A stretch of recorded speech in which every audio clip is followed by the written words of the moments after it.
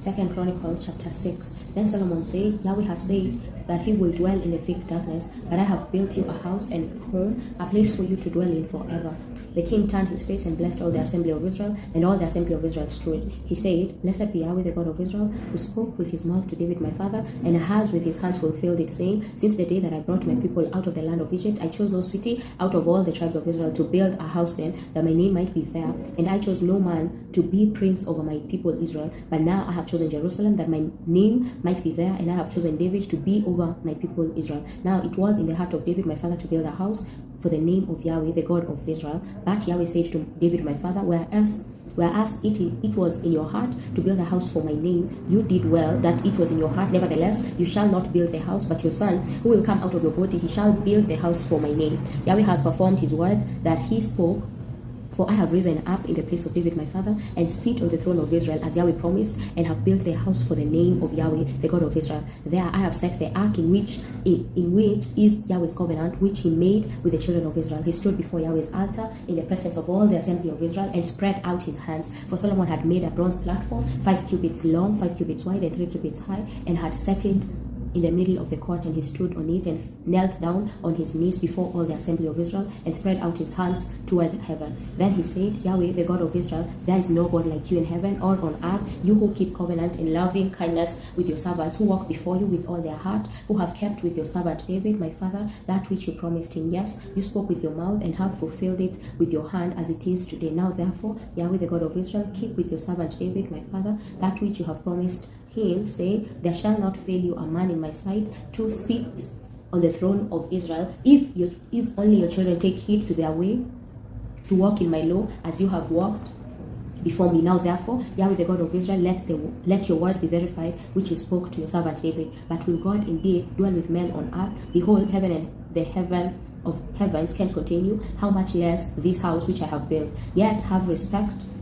for the prayer of your servant, and to his supplication, Yahweh my God, to listen to the cry and to the prayer which your servant prays before you, that your eyes may be open toward this house day and night, even toward the place where you have said that you will put your name, to listen to the prayer which your servant will pray toward this place. Listen to the petitions of your servant and of your people Israel when they pray toward this place. Yes, hear from your dwelling place, even from heaven. And when you hear, forgive. If a man sins against his neighbor, and an oath is laid on him to cause him to swear, and he comes and swears before your altar in this house, then hear from heaven, act and judge your servants, bringing retribution to the wicked, to bring his way on his own head, and justifying the righteous, to give him according to his righteousness. If your people Israel are struck down before the enemy, because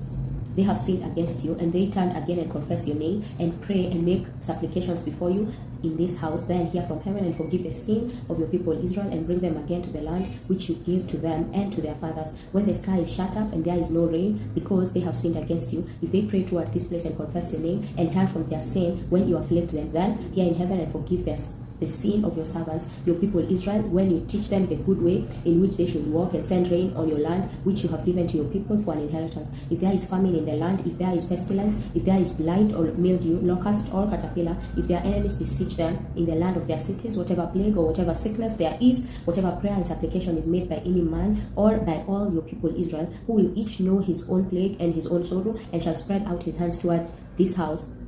then hear from heaven your dwelling place, and forgive, and render to every man according to all his ways, whose heart you know, for you, even you only, know the hearts of the children of man, that they may fear you, to walk in your ways as long as they live in the land which you gave to our fathers. Moreover, concerning the foreigner, who is not of your people Israel, when he comes from a far country for your great name's sake, and your mighty hand, and your outstretched arm, when they come and pray toward this house, then hear from heaven, even from your dwelling place, and do according to all that the foreigner calls you for, that all the peoples of the earth may know your name and fear you, as do your people Israel, and that they may know that this house which I have built is called by your name. If your people go out to battle against their enemies by whatever way you send them, and they pray to you toward this city which you have chosen, and the house which I have built for your name, then hear from heaven their prayer and their supplication, and maintain their cause. If they sin against you, for there is no man who doesn't sin, and you are angry with them, and deliver them to the enemy, so that they carry them away captive to a land far off or near, Yet, if they come to their senses in the land where they are carried captive, and turn again and make supplication to you in the land of their captivity, saying, we have sinned, we have done perversely, and have dealt wickedly, if they return to you with all their heart and with all their soul in the land of their captivity, where they have been taken captive, and pray toward their land which you gave to their fathers, and the city